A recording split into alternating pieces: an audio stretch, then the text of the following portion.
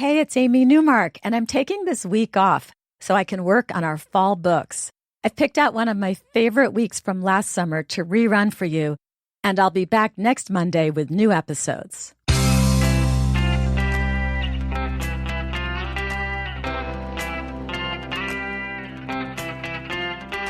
Changing your life one story at a time. This is the Chicken Soup for the Soul podcast with Editor-in-Chief Amy Newmark. Hey, it's Amy Newmark with your daily dose of Chicken Soup for the Soul inspiration.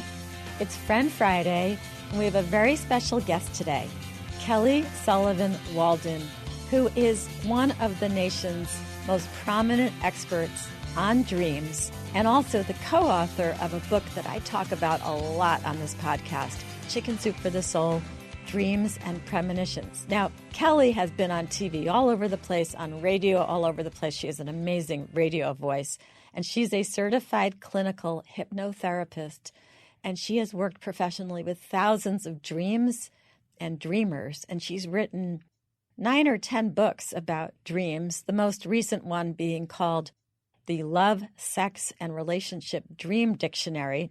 But today, what we're going to talk about with Kelly is when you can get career advice from your dreams, which is pretty amazing. And she's going to talk about a few stories on this topic from our book, Chicken Soup for the Soul, Dreams and Premonitions. So Kelly, welcome to the podcast. Thank you so much, Amy. I still feel like I'm dreaming being connected with you in this book and these stories. It's so wonderful. We got connected on Twitter. It was the most amazing thing because I knew I wanted to do a book about dreams, but I didn't have the right person to do it with. And then somebody introduced us on Twitter and we started Julie talking. Isaac. Yeah, Julie Isaac, the godmother of our book about dreams and premonitions. And we started talking and I said, you have to just make the book with me. And then you did such a wonderful job bringing in stories from all of these people who you know in what I'll call the dream industry or the dream space, including Bob Haas, who's one of the people you're going to talk about today, whose story about, his dream giving him career advice was pretty amazing. So I'm going to let you talk about these stories that give people career advice in their dreams. And we have a whole bunch of them in the book. So why don't you just go for it and talk about the ones that you think are particularly fascinating?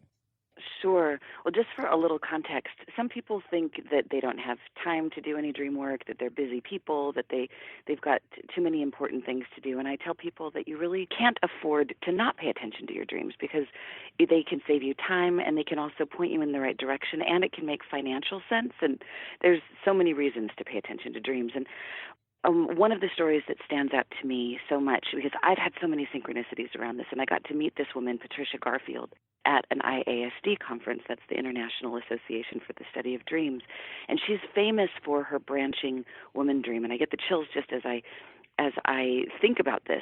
So in her dream, and she was an avid dreamer, she's kept dream journals forever since she was, I think, 13 years old. So she has a dream in her contemporary professional life. She's a professor. She's a PhD.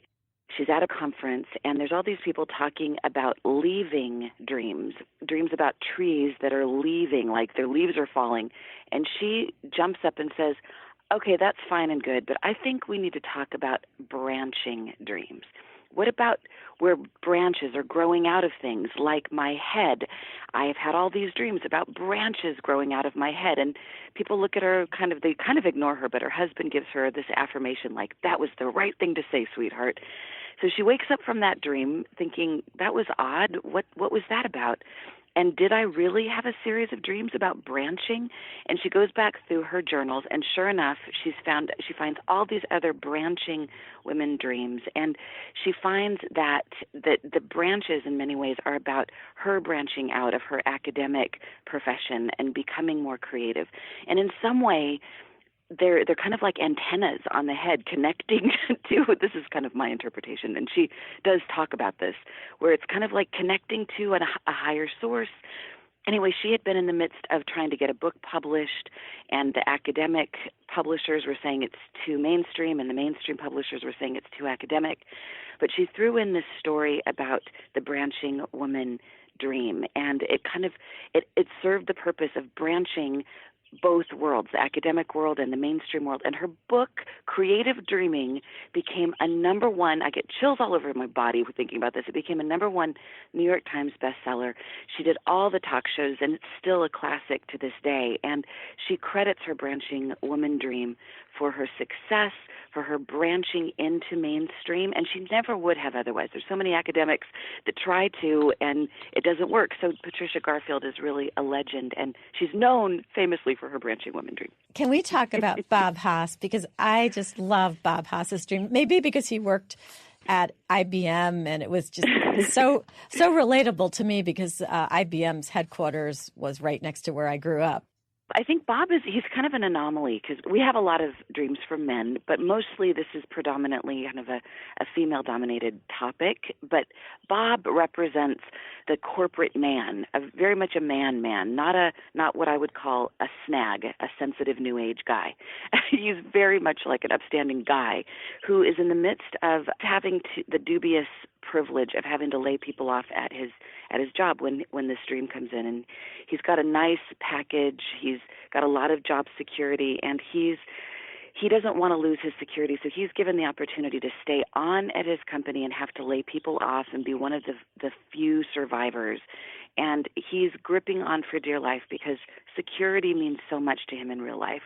And he's given these opportunities in waking life to take another position. There's headhunters coming after him, and he's saying, no, I want what I know. I want the security of my retirement package and blah, blah, blah. So he has this dream where he's on a ship, and it's dark, it's stormy, it's icy waters, it's terrifying. And he hears this voice that says, you can walk through that door. And then he's like, well, first of all, who are you? And second of all, what door are you talking about? I see no door. But it keeps repeating, you can walk through that door. You can walk through that door. Finally, in his dreams, because it's a dream and this can happen in a dream, on this ship, out of nowhere, a door appears. And he looks beyond the door and he sees that it's smooth sailing. Beyond that particular door, there's sunshine, and it's kind of tropical and beautiful. So he wakes up from that dream, and he knows that if he takes the leap, if he goes through a new door and doesn't just go down with the ship, that it's going to go well for him. So he goes to work the next day, business as usual. He's got a pile of things on his desk. He goes to get those things done. He gets a phone call from IBM, and they say, we're not taking no for an answer. We're not going to take your boss the way that you suggested we do. We want you. Will you please come with us? And they come and they interview him, and he knows that he needs to say yes. And they offer him a 10 times better package than what he had if he had stayed and went down with the ship. And he has never looked back. And he got to retire early, and now he was the president of the International Association for Dreams, where he got to really pursue his dream boat, the life of his dreams, and in many ways because of this dream. Yeah, I love that. I know you tell me that you actually assign yourself topics to dream about, which I think is such a great idea because I very much believe in efficiency. And what a great idea. If I'm puzzling about something, assign myself that topic before I go to bed. Say, all right, my assignment tonight is to dream about such and such, and then wake up with a solution. And I guess you can get better and better at doing that, right? Do you really truly do that? I do. And honestly, I think when we're going through a difficult time in our lives, that pain in life tends to sharpen our focus. And I would like to think that myself included, that we could be so enlightened that we could have that same level of sharp focus even when there's no drama or pain going on. But I know for me, when a friend of mine or a family member is going through a challenge, or when I'm at a crossroads, I do call on the dreams. And not that the dreams aren't going to dream anyway about the subject at hand, but in a way I'm raising myself to the level of the dream maker, God, whoever does the dreaming, and I'm saying, I get that you have wisdom that I, in my regular waking state, don't have. I really want to pay attention to you. Please deliver a dream that will help me with the situation. And because of that focus and because of that declaration, 99.9% of the time, I would actually even dare say 100% of the time, it does come through. The issue about it is whether or not we pay attention to the dream when we wake up in the morning. So I would argue it's your subconscious that is providing you with the dream, and that because you're asleep and you're not distracted, you can listen to your subconscious, which really knows you very well. And it's your subconscious that is saying to you, hey, go ahead and change jobs. You can do it. Right.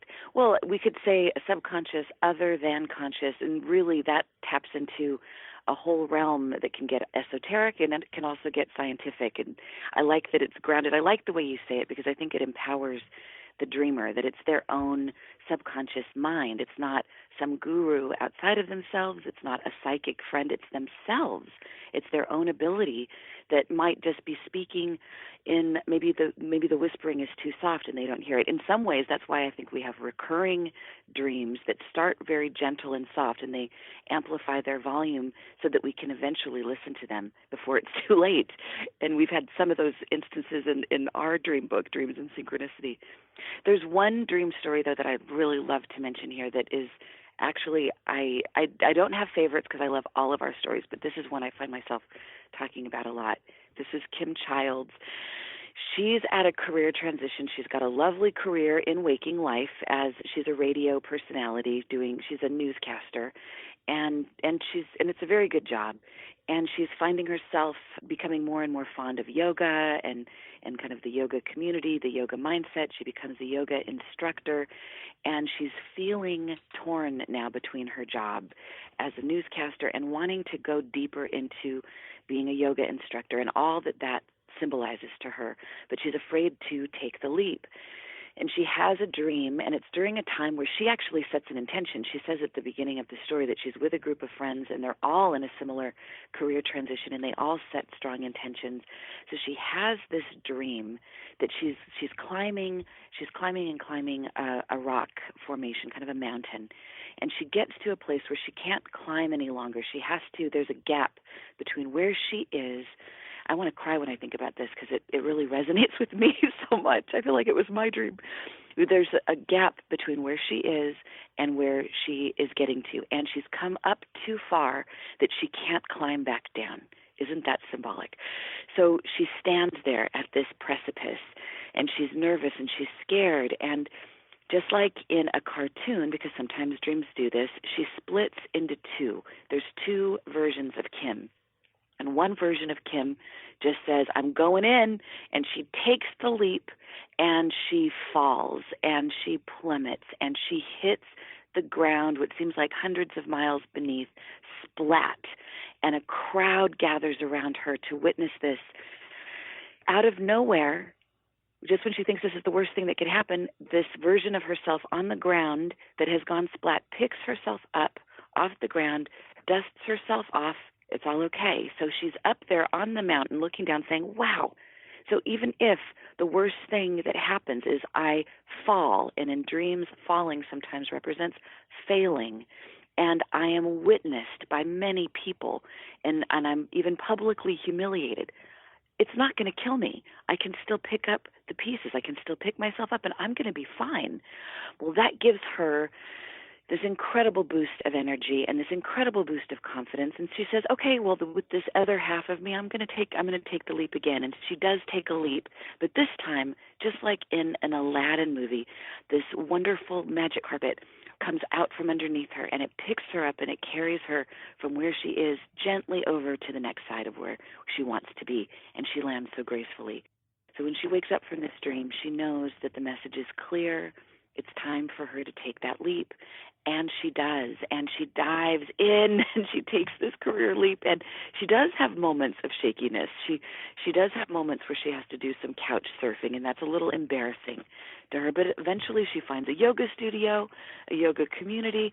Cut to the present moment, she's now this celebrated yoga teacher with this following, and she's a writer, and she's got this unbelievable, unprecedented life of her dreams that she is now living because of that dream that she shares with us in Dreams and Synchronicities. I think that is great. We're going to do more podcasts together about what you can learn from your dreams. Thank you, Kelly, for joining me today. I'm very pleasure, Amy. Happy to have you in the Chicken Soup for the Soul family. If you want to read some useful tips from the book that we talked about today, Chicken Soup for the Soul, Dreams and Premonitions, go to our website, chickensoup.com. I'm Amy Newmark. Thanks for listening today. And the next time we get together, we're going to talk about another way you can make a big change in your life just by using the power of smiling.